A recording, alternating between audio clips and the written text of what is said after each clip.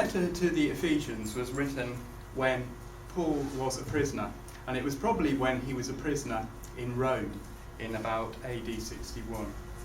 Onesimus, who was a runaway slave of Philemon, had found Paul in Rome and became a convert to Christianity.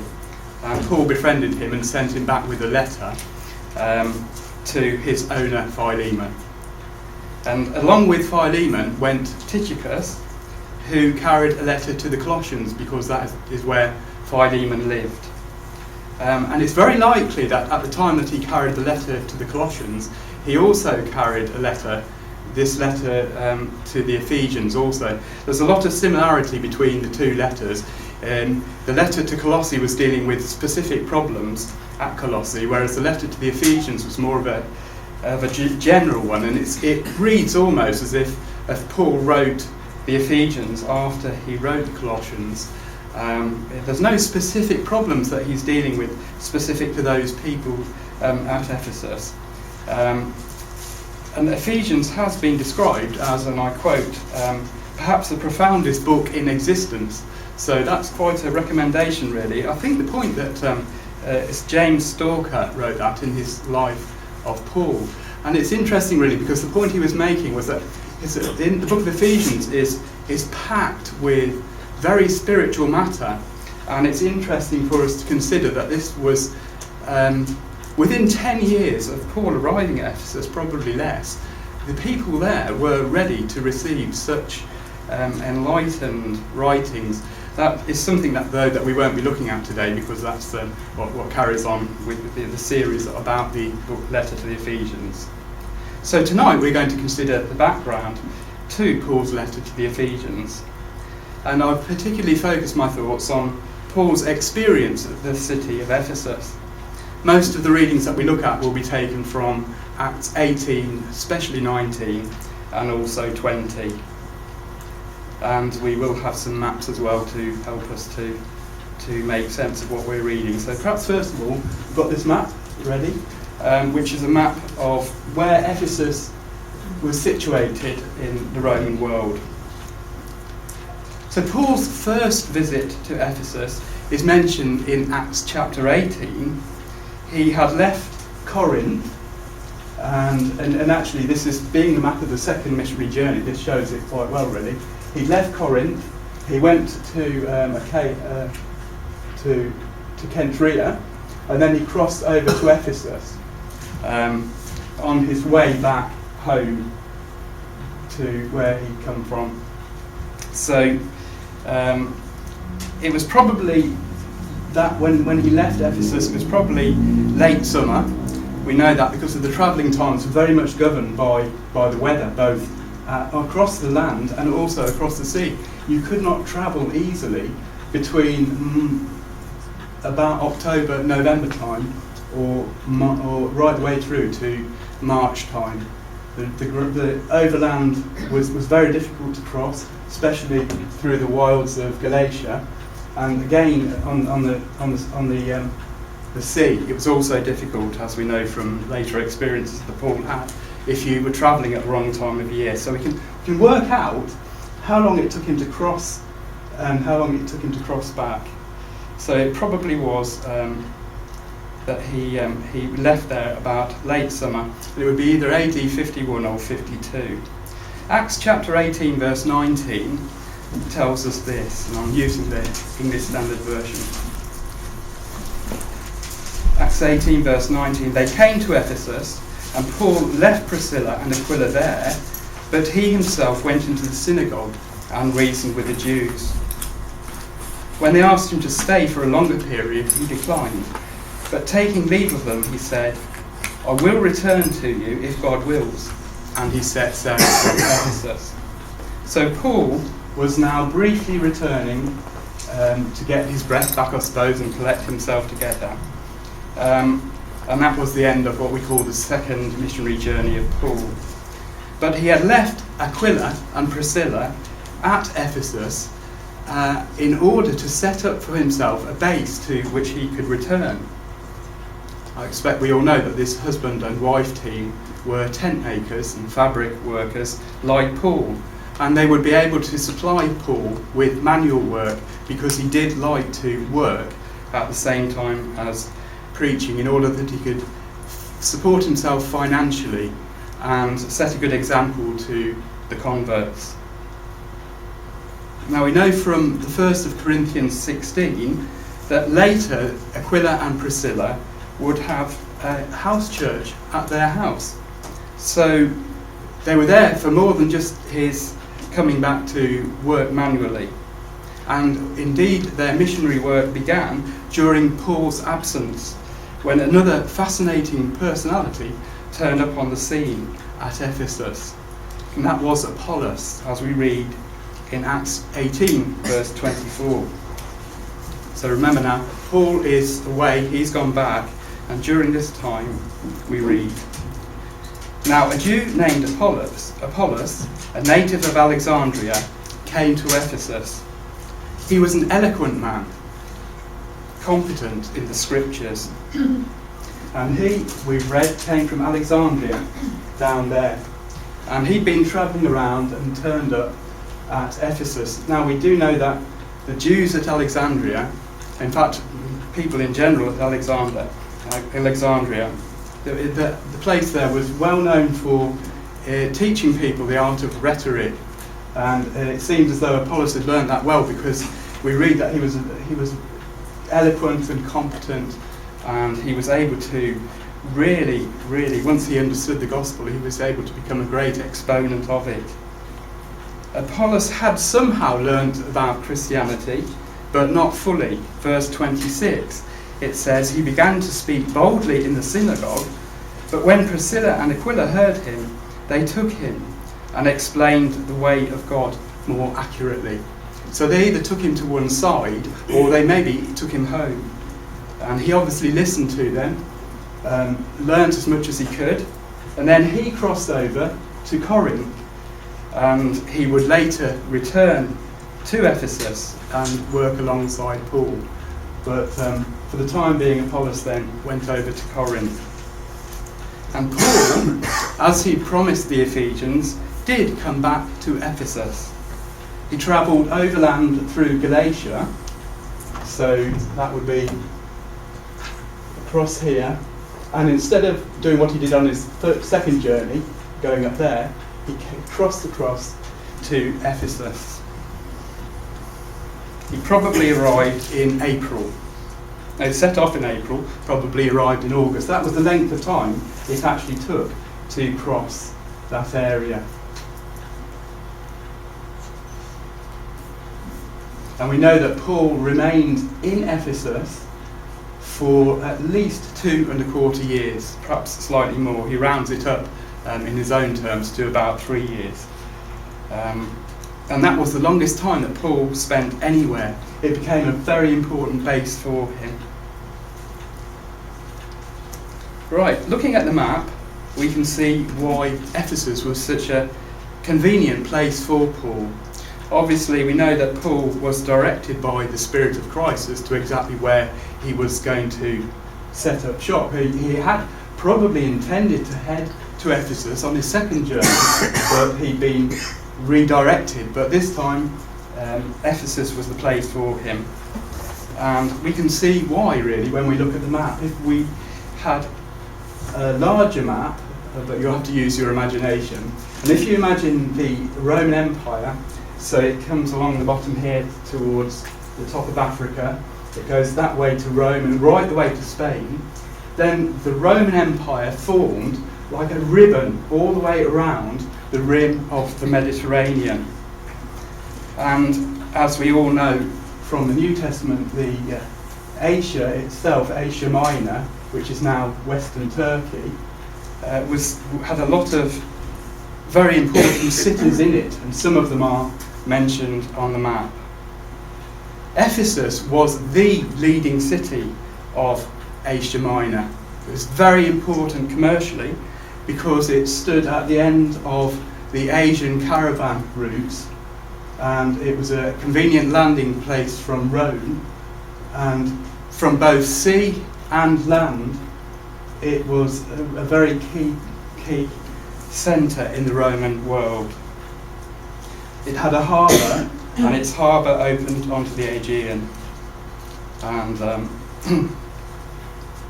it was a springboard for Paul, really, in a way that Corinth also was. By establishing a centre here, then travellers and traders, who would be coming and going all of the time, would begin to take the seeds of Christianity on every sea and land route that radiated out from that point, so that the gospel was able to spread further than Paul himself could ever hope to have personally reached. And more importantly, perhaps in the short term, Ephesus held a very central point of communication to those centres that Paul had already established on his journey. Paul showed a lot of strategy in the way that he operated.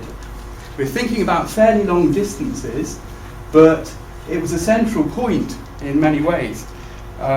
From Ephesus to Galatia, and Galatia would be sort of an area about there, was less than 300 miles, more than 250 miles. To Thessalonica, up north, across here, it was a similar distance, about 290 miles as the crow flies. To Corinth, it was about 240 miles. To Philippi, 267 miles. And Pisidian Antioch, which is there, about 200 miles. So thinking about 200 miles plus in each direction, Paul was able to send ambassadors to receive news and to send letters. So you can see why he liked it there. And in terms of future missionary work, Ephesus would prove to be a very well chosen spot, since from here it was possible to reach the Lycus Valley.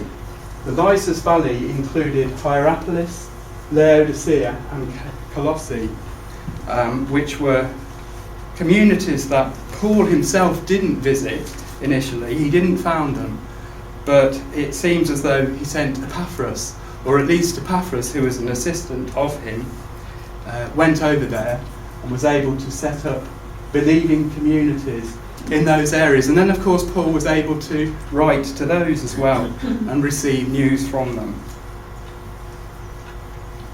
In addition to that, we read that Paul later successfully managed to get things going over at Troas, which was halfway between Ephesus and Philippi. He could later write to the Corinthians and he could say to them, all the churches in in Asia, that's Asia Minor, salute you. And he could write a letter to the Romans in which he said, I no longer have any room for work in these regions. And he was writing from Asia Minor. So Paul did a lot of work in that region. Much of it was based in Ephesus. Looking at Acts chapter 19, verse 26, we see how successful he was. The person who was speaking wasn't really wishing to compliment Paul, but nevertheless he shows us how well Paul did. These are the words of Demetrius the silversmith, and he's complaining. You see and hear that not only in Ephesus, but almost in all of Asia, this Paul has persuaded and turned away a great many people, saying that gods made with hands are not gods. So from that, it's interesting when we consider the way that Paul went about preaching his mission. We see from Acts chapter 19, verse 37, the town clerk is speaking out against Demetrius, who's caused a whole lot of trouble, and he's really defending Paul, and he shows Paul's methods. He says, you have brought here these men who are neither sacrilegious nor blasphemers of our goddess. So that's interesting, isn't it? Paul clearly was not disrespectful about the pagans, as we see at Athens and at Lystra, and also amongst the Jews. Paul would use reason and he would rationally talk about his beliefs in a very accessible way. And he would find a common background between the two of them, and then he would go on to give a completely unequivocal message that gods made with hands are not gods at all. And similarly with the Jews, he made very clear that salvation was through Jesus. Right, we'll just have a little historical digression. It's often pointed out that Luke was a very accurate historian, and this is useful to us because if we look at Acts chapter 19 verse 38, there's a little detail, just one word really in a way, which helps us to fix the date that this riot that we've read about happened when Paul's friends were taken to the theatre. The town clerk there says there are proconsuls. In other words, you can go to the proconsuls if you want to sort this out. Now, normally there was only ever one proconsul, but this was a time, and it was in AD 54 when the proconsul of Asia was poisoned by his subordinates. Nero had just come to power, and these two people had poisoned the proconsul, and their names were Helius and Sella, and they actually took the role of proconsuls. So just for a short time, there were two proconsuls, and hence we see the accuracy here of Luke. Now, historically, the city of Ephesus was already a millennia and a half old by the time of Paul. It was a really ancient city. It had been moved slightly because it was situated near to the river Caister, but the river was continually silting up. And in the end they got so fed up of dredging it, they moved it west. And it was rebuilt 300 years BC or so by a friend of Alexander the Great, Lysimachus. And subsequently to that, Augustus and various other people had enhanced this city more, so that by the time that Paul was there, the city was full of awe-inspiring architectural structures. The ruins that we will look at one or two in a minute covered a very large area. Well, there weren't ruins then, but the ruins that we can uncover nowadays cover a very large area, and they have been described as being the most extensive and impressive of anywhere in Asia Minor. So there's a lot of archaeology going on in this area, and there have been found to be temples there. There were 3 of them. There was a town hall, there were theatres, a library, there were gymnasiums, squares, baths, gateways and pavements. And you can get plans of different parts of Ephesus, and you even have little details on them like public toilets. It's quite amazing that this was a real urban area, rather similar, not entirely dissimilar to the world we live in now. So we're going to look at 1 or 2 pictures of Ephesus, things that Paul would have seen. Now this is a site that Paul would not have seen because it's from the air, but it shows us the area of the ruins, which I take it presumably must be contained within there. The next shows from a distance a shot of Ephesus, and there we have the last remaining column, which shows us where the temple to Artemis was. So that still survives. That's about all that's left. The next slide will show us the gates through which Paul would have walked through when he first turned up at Ephesus, called the Magnesian Gates, and that's all that's left of them. But obviously when Paul walked through them, the place was bustling and industrious, and a very exciting place to be, I'm sure. So having passed through the Magnesian Gates, Paul would have come some point to the Magnesian, to the main walkway that took you down from the gates, and it would be heading downhill towards the harbour. Again, it's somewhere that Paul would have walked, I'm sure, during his 2.5 years for many times and become very familiar with. And again, we imagine it in its past glory, bustling with industry. Finally, we have a plan, and this is just a little plan of part of the ancient inner city. So that there's a Celsus library, for example. Must have been a fascinating place for Paul to walk around when he had, if he ever did have, some spare time. Thanks very much. Now we don't actually have any photographs of these, but the two most impressive features of Paul's day at Ephesus are both mentioned in our introductory reading in Acts 19, and they were witnesses, if you like, silent witnesses of the success of his preaching.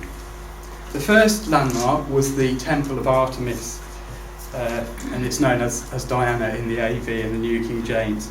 That clear was, as we've read, a place that was becoming, due to Paul's preaching efforts, it was declining in the attendance of its devotees.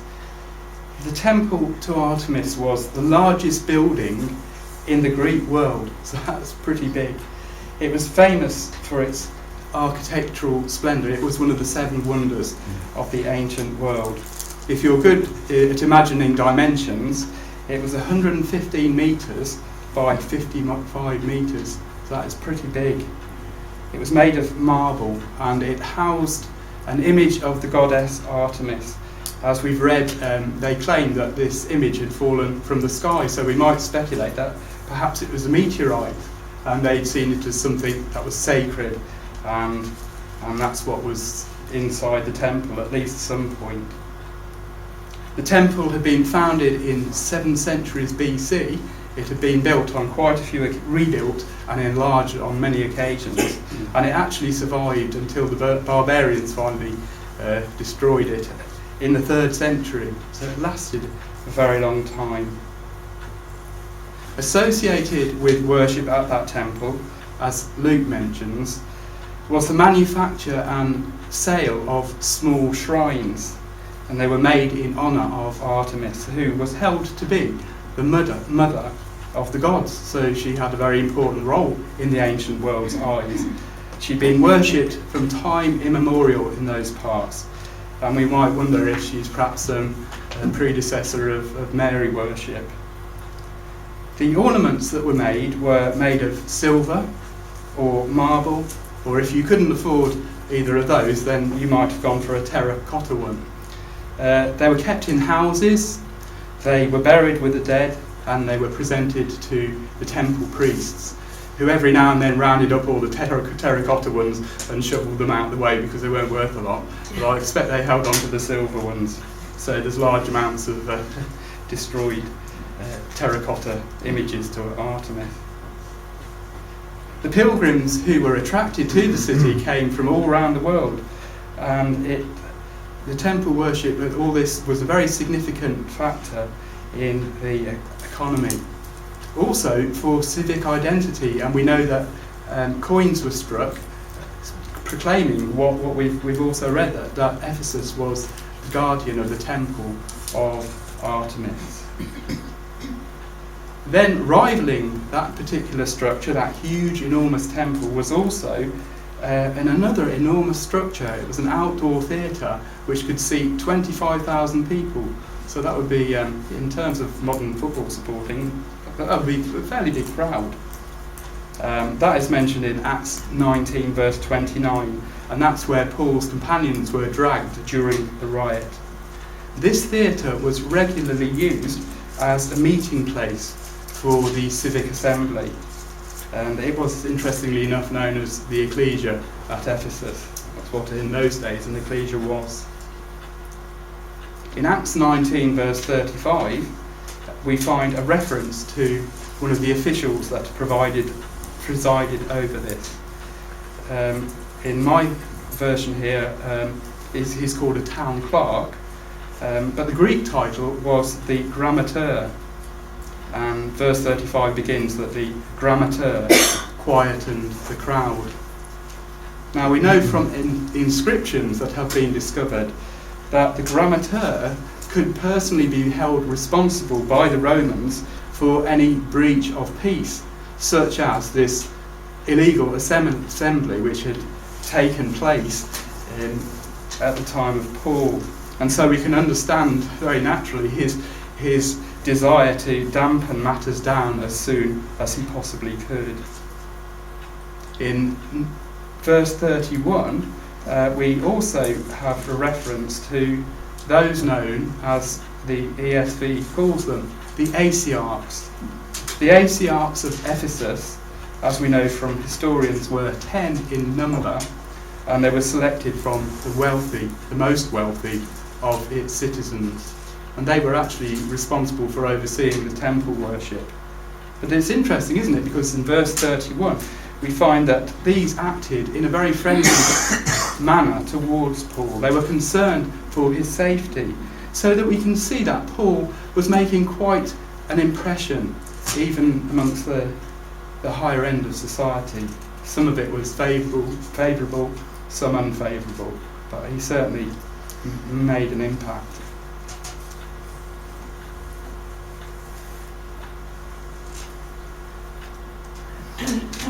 So Ephesus was a free town, which meant that they did have a certain amount of room to do what they wanted, but of course the Romans were very tolerant of those who cooperated with them. They did keep an eye on proceedings, which this grammateur was very aware of. The size of the place is quite staggering, really.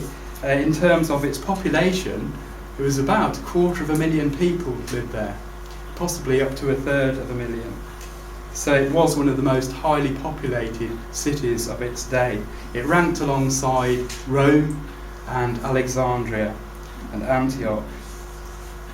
It was, for the reason of its size and also of its location, it was a melting pot society containing every element and every social strata, from the fabulously wealthy, from the powerful, right down to the very humblest of slaves. And there were many cultures existing alongside each other. People tended to come, this meeting point of two different worlds, and people tended to go that far and then stop within Ephesus. So it collected all sorts of people, many competing pagan religions. And yet, at this time of history, paganism was, in its crudest sense at least, becoming a spent force. Christianity, in comparison, was something vibrant and something new, and it could appeal to all levels of society. It was offering something completely different to what the worn-out paganism did. It's interesting, I've been reading recently a book by Gibbon about it's called Christianity and the Fall of Rome. And it's very interesting to see, he analyses the difference between the old way and the new, and shows how Christianity really did appeal to people at all levels of society. It lifted some up to give them real dignity that they'd never had before. And for those who were wealthy, it was offering them something spiritual which their own religion just really lacked. Pagan religion at that time was just one of those things you did as an everyday duty, and nobody really thought much about what they were doing.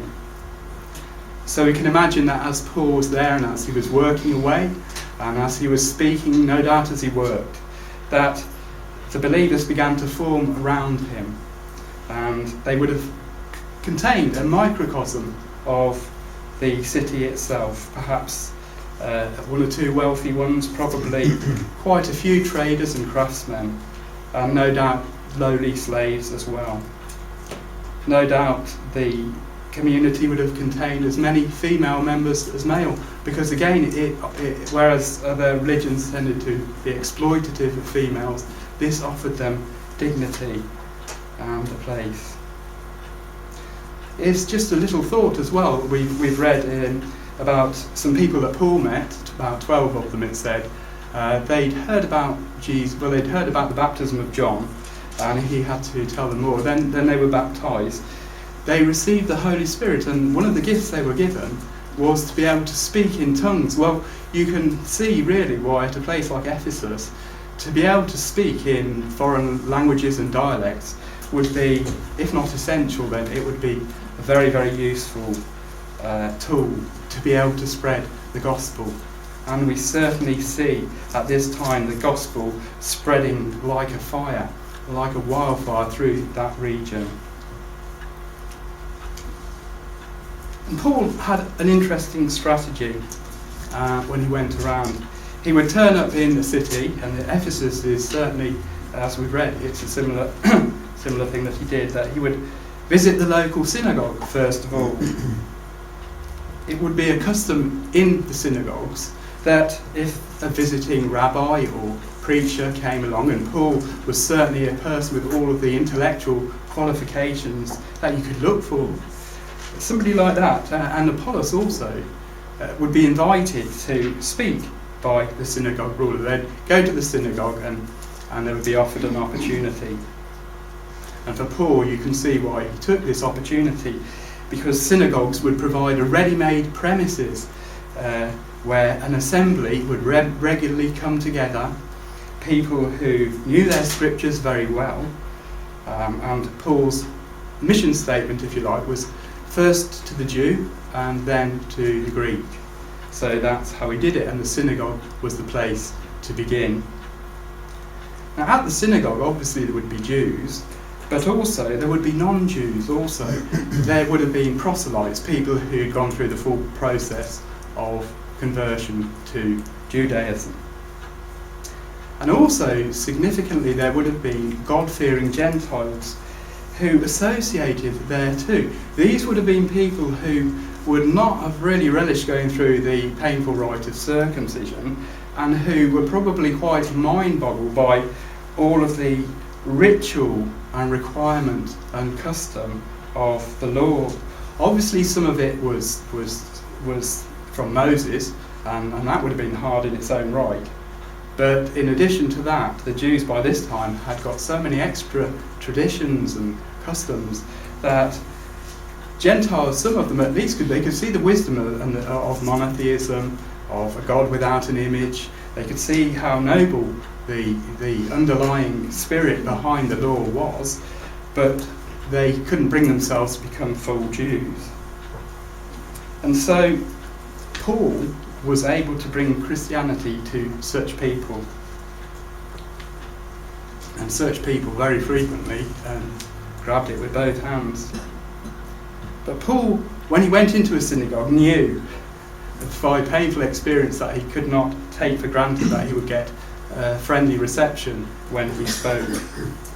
Very frequently the Jews were envious of the impact which the gospel had on their Gentile friends.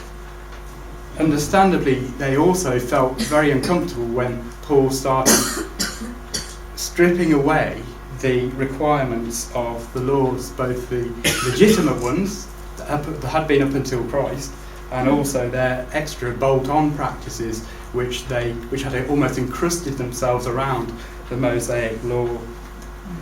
They began to envy the fact that the Gentiles were turning away from them and towards Paul. We really do owe Paul an enormous debt, really, the fact that he persevered with insisting upon the fact that it's, particularly for Gentiles, it did no longer matter about the law of Moses. Without his work and people like him, Christianity would have remained probably a very second-rate, obscure sect of Judaism. But he had the courage and stamina, and he was obviously blessed by God, and he was able to really make that point. And so now we are free of all those things, and it's something that we're very grateful for. At Ephesus, he didn't.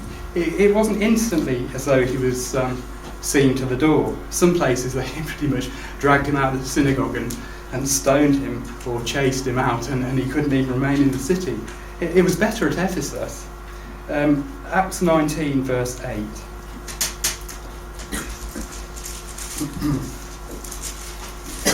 And Paul entered the synagogue, and for 3 months spoke boldly, reasoning and persuading them about the kingdom of God. But when some became stubborn and continued in unbelief, speaking evil of the way before the congregation. He withdrew from them and took the disciples with him, reasoning daily in the hall of Tyrannus. This continued for 2 years, so that all the residents of Asia heard the word of the Lord, both Jews and Greeks. So that synagogue did tolerate Paul for longer than many, and it seems as though withdrawal was his decision, because it was as if he was just generating more heat than light. And he set up in this lecture hall. We don't know where in Ephesus that was, but what we do know is that it belonged to Tyrannus, who was probably a lecturer or a philosopher or a rhetorician. It seems likely, as one of the Bible texts, not the most accurate, the Western text, suggests that he probably used the place between 11 o'clock in the morning and 4 o'clock. That is a very likely thing, because what happened was that it was too hot at that time of day for most people, and so while the students of Tyrannus were having their rest, then Paul and his friends and interested audience would come together in this lecture hall while everybody else had their siesta, went off and had a quiet time. Paul could then use that lecture hall and they would get deep into study, and we could imagine just what a fascinating time they must have had with Paul. But Paul didn't just preach. We find from Acts 19, and just looking really at verses 11 to 20, something we've read, we don't need to go into too much detail, but we find that Paul is working miracles in order to underpin the authority of the gospel that he preached. We know from historians like F.F. Bruce that Ephesus in those days in the Greek world was known as a centre for magic and sorcery. There was one kind of magic formula that was actually named after the place. It was called Ephesia Grammata. And you can imagine all of the accompanying mumbo-jumbo that went on with all this sort of religion, books of spells we've read about, haven't we? All of the empty philosophy that went with that magic. And yet, as they listened to Paul, as they saw the power that he was using, they became aware that his authority was of a completely different nature to the false trickery of his rivals. I guess a lot of the more educated ones realised that there was trickery. And it's interesting also that some of the magicians, some of the people performing these tricks, when they looked at what Paul was doing, they basically thought, well, this is a sham. And as a public proclamation, turning their back on what they'd done before and making a statement, really. By doing so, they burnt their books, and they were worth a lot of money, as we've read. And just at the end of verse 20, which just sort of makes the point, so the word of the Lord continued to increase and prevail mightily. Paul really was making an impact there. Shortly we're going to look at Acts chapter 20, but just briefly I'd like to look at a verse from that before we come back to it later in a bit more depth. Acts 20 verse 20, Paul says this to the Ephesian elders: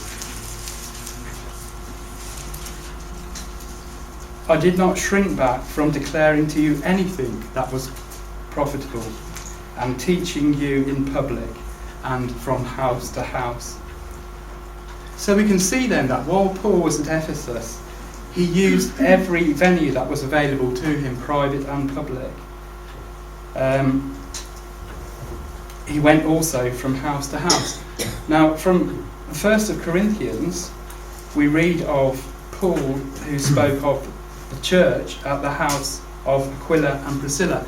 He wrote that letter from Ephesus, which shows then that people met to worship in people's houses. Obviously, at the moment, there was no sufficient funds yet to set aside a particular building for worship. And so what they had to do was to meet in each other's houses. Those who were wealthy enough would have a meeting in their own house. Thinking about the sort of numbers that there would be at Ephesus, no doubt there had to be several of such houses where people met. And you certainly get that from the reading about the Corinthians. It seems as though there would be different groups of believers who sometimes met together for full communal worship. We're going to quickly look at some pictures of houses to show the kind of houses that possibly were used. These are terraced houses. I've got a couple also which gives you plans of these. Houses not so big, it's very unlikely that the wealthiest of people became believers, but houses big enough to accommodate perhaps 15, 20 believers huddled together in a room, like at Aquila's and Priscilla's. Just look at another picture which shows close up the kind of house that they you never know, might well have used, with frescoes on the wall.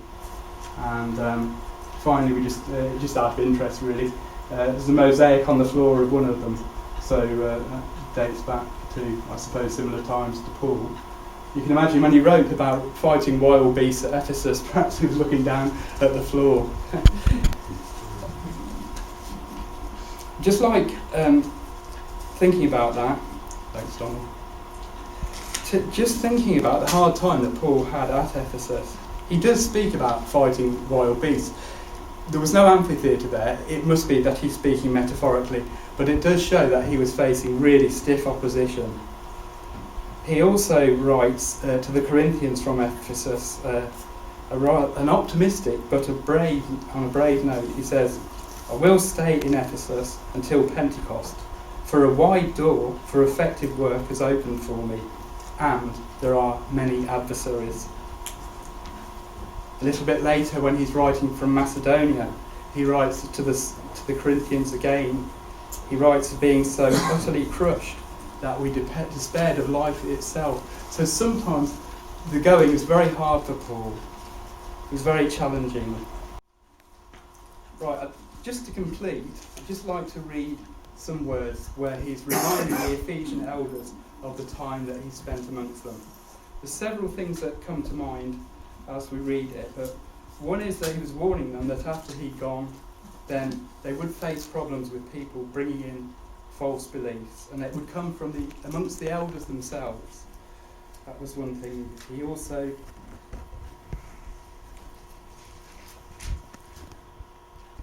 speaks of being amongst them with tears, admonishing them with tears. And the other thing I'd like you to notice is the affection that they had for Paul. So just to kind of work out the kind of impact that Paul had whilst he was with these people, we notice how they felt when they said goodbye to him. So, Acts chapter 20 and verse 18. When they came to him, he said to them, "You know yourselves how I lived among you from the whole time, from the first day that I set foot in Asia, serving the Lord with humility and with tears, and with trials that happened to me through the plots of the Jews. How I did not shrink from declaring to you anything that was profitable, and teaching you in public and from house to house, testifying to both Jews and to Greeks of repentance toward God and of faith in our Lord Jesus Christ." I'll just skip through to the end. Verse 36. When he had said these things, he knelt down and prayed with them all. There was much weeping on the part of them all. They embraced Paul and kissed him, being sorrowful, most of all because the word he had spoken, that they would not see his face again, and they accompanied him to the ship.